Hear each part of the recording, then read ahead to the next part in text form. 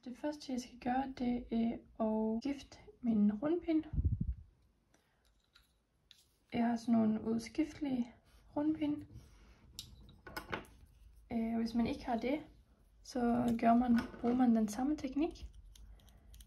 Man tager blot sin nye pind. Jeg tager lige og skruer den på, men ellers så holder du bare den nye pind i den højre hånd. Og så kan du overføre alle maskerne til den nye pind.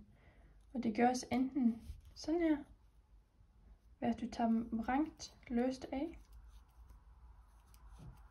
Hvis du tager dem ret af, så vil masken drejes. Så du skal tage dem vrangløst af, for at sikre, at de ligger på pinden den samme vej, som de gør i forvejen. Det man også kan gøre, det er at strikke dem over. Og det er lidt nemmere nu, når man skal op i pindstørrelse. Nemlig at man strikker alle maskerne over på den nye pind. Det vil jeg gerne gøre. Så jeg vil strikke dem hen over på min nye pind. Så jeg vil gå videre i opskriften og strikke, ligesom der står i opskriften. Men jeg vil gøre det på min nye pind. Så den første maske, kantmasken, tager vrangløst af, ligesom tidligere. Jeg strikker en maske ret, en maske vrang og en ret, så jeg har 4 masker på min strikpind. Og så vil jeg placere en maskemarkør. Og de her 4 masker skal altid strikkes rib. Og så vil jeg så strikke, ligesom der står i opskriften, ret. Når jeg strikker så mange masker, som der står, og jeg skal lave en indtagning. Og det gør jeg ved at strikke 2 masker ret sammen. Så i stedet for at strikke 1 maske ret, så strikker jeg 2 masker. Så jeg tager min højre strikpind ind i begge de her 2 masker. Og henter tråden og ud, og tager begge maskerne af pinden. Og så er 2 masker blevet til 1 maske. Og så placerer jeg igen en maskemarkør. Og så vil jeg strikke maskerne ret, vrang, ret, og den sidste maske, kantmasken, skal altid strikkes ret. Sådan. Så vil jeg nu strikke en vrangpind, altså vend mit arbejde og strikke vrang over de her masker. Men de første og sidste 4 masker skal altid strikkes rib, ligesom maskerne viser her. Jeg skal nu til at strikke min pinde nummer 3, som er, at jeg skal strikke ret over alle maskerne, men jeg skal nu til at lave udtagninger. Så de 4 første masker strikkes som tidligere.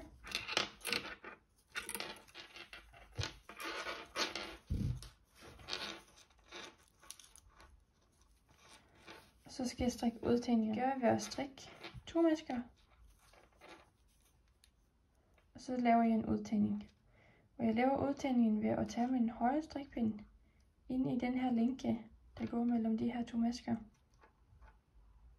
Så den løfter jeg op.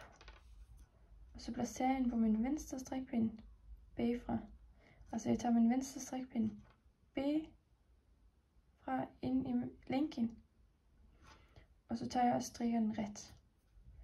Så det kan godt være en god idé at hive lidt i den fra den her side.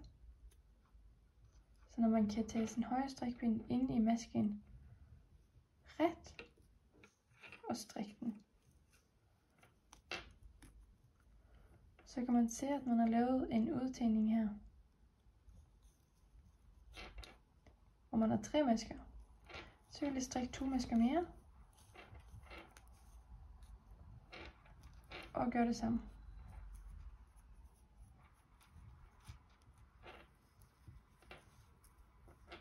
Og man kan gentegne udtagningerne ved at kigge på de her. Her er det ligesom et kryds. Det er det linke, der bliver strikket ret. Og en maske. Så her har jeg lavet en udtagning. Så jeg strikker 2 almindelige masker. Lavet en udtagning igen. Og sådan kan jeg tælle, for at sikre mig, at jeg får lavet de rigtige antal udtagninger. Så Så nu har jeg en udtænding her. Strikke 2 masker. Jeg skal lave en udtænding mere. Nu er jeg færdig med at strikke mine første udtændinger. Og jeg skal vende mit arbejde og strikke pinde nummer 4 i mønsterrapporten. Så først vil jeg strikke en ribmasker, ligesom de skal strikkes.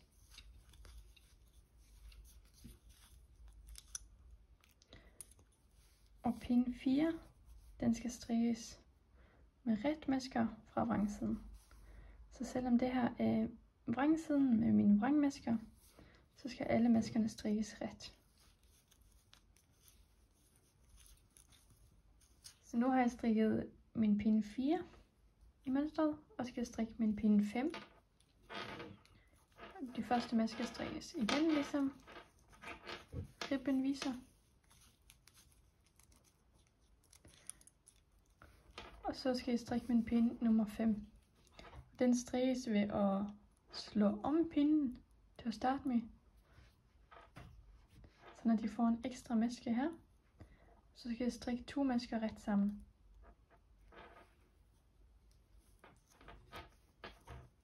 Sådan der. Så slår jeg om pinden igen. Og strikker 2 masker ret sammen. Og det bliver jeg ved at gentage hele omgangen. Det er vigtigt, når man kommer til de sidste 2 masker. Man laver et omslag og strikker maskerne ret sammen. Og man afslutter med et omslag, inden man går videre til ribben. Sådan at man både starter og afslutter mønstret med et omslag. Og det var pinde 5.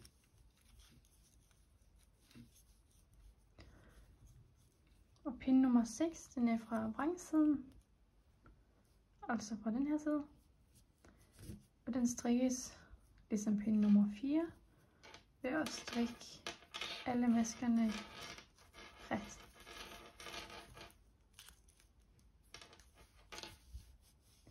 Men nu har jeg jo mine omslag her, så de skal også strikkes ret. De strikker bare helt almindeligt ret. Og så strikker jeg resten af maskerne ret. Så både de her masker og omslagene skal strikkes ret. Nu har jeg strikket færdig pinde nummer 6 her. Jeg vender mit arbejde, og så kan jeg se, at jeg har lavet min første omgang med det her hulmønster. Så vil jeg strikke pinde nummer 1, som så bare er i glatstrik, altså ret på retsiden.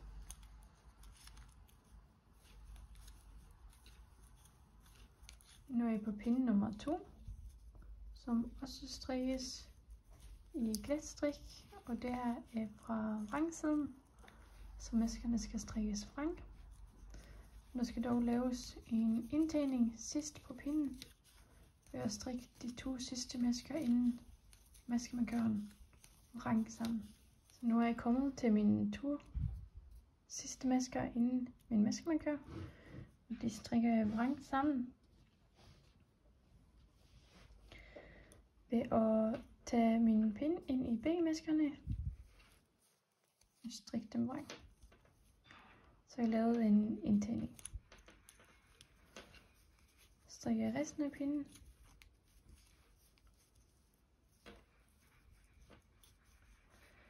Og så vil jeg på pinde 3 igen, som strikkes ret over alle masker.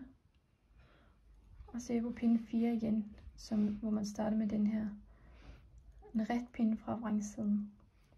Og sådan vil jeg gentage så mange omgange, som der står, inden jeg skal lave min næste omgang med udtagninger. Nu har jeg strikket frem og tilbage 11 pinde, og det kan man se ved, at jeg har fået 2 nye hulmønstre her. Hvis nu jeg skulle kun strikke 5 pinde, som man skal i nogle størrelser, så ville jeg have været her. Altså jeg ville ikke have strikket de her. Og nu på min anden omgang med udtagninger. Det strikkes ved først den her rib strikkes ligesom altid. Og udtagningerne strikkes ligesom udtagningerne førhen. 2 retmasker. Og igen løft masken op bagfra og strik den ret. Så jeg lavet en strikket så mange pinde, som der står til min størrelse. Jeg skal lave udtagninger igen. Jeg vil gerne lige vise, hvordan man kan tælle, hvor mange pinde man har strikket siden sidste udtagning. Så jeg finder et sted, hvor jeg har lavet en udtagning. Og det har jeg her. Og man kan se det ved, at det krydses over her. Og der kommer en ny maske. Så her er der en udtagning. De her 2 masker har lavet til 3 masker. Med det her kryds. Og den her maske. Så når man skal tælle omgangen, så vil jeg huske, at det her var den omgang, hvor jeg lavede udtagningen. Og så tæller jeg derfra. Så har jeg en maske her. Så det er en omgang. Så har jeg en mere maske her. 2 omgang. 3. 4. 5. Så hvis det nu var efter 5 omgange, man skulle lave en udtagning, så er det, når man har den her maske på pinden, at man skal lave en udtagning igen. Så der er 6, 7, 8,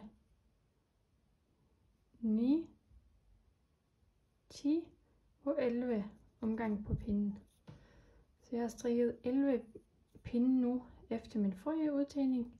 Jeg skal til at lave udtagninger igen. På den sidste omgang med udtagninger her, så skal man lige være ops på, at det er forskellige i de forskellige størrelser. Så der står, hvor mange masker man skal strikke, inden man skal lave en udtagning. Så jeg skal strikke 4 masker i den størrelse, jeg strikker. Så at jeg i stedet for førhen, hvor man havde 2 masker, så har jeg nu 4 masker, før jeg laver en udtagning.